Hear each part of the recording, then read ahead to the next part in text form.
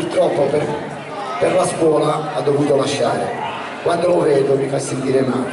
Era veramente bravo.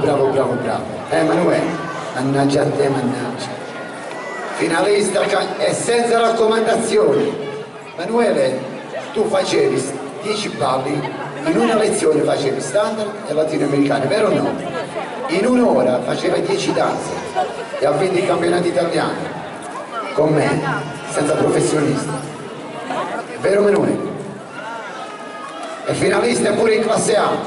Ok, Michelangelo e Arianna.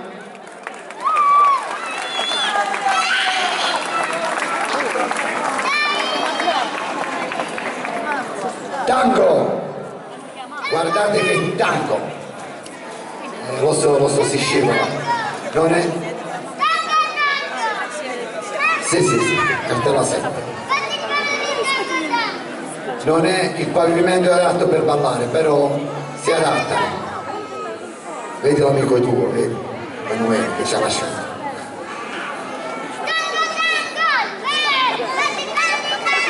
Non ti senti niente.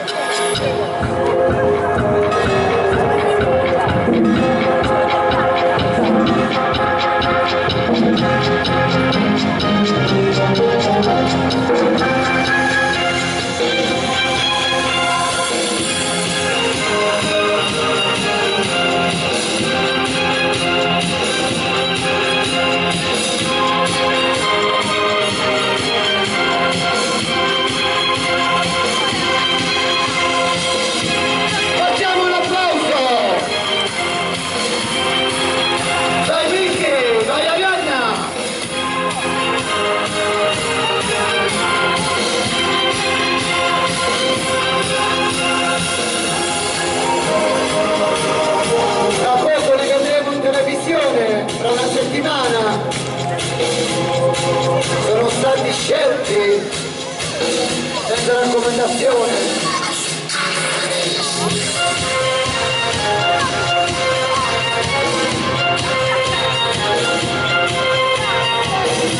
Un applauso!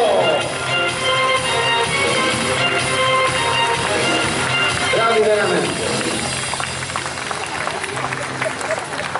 Emanuele, adesso un altro tuo amico d'infanzia.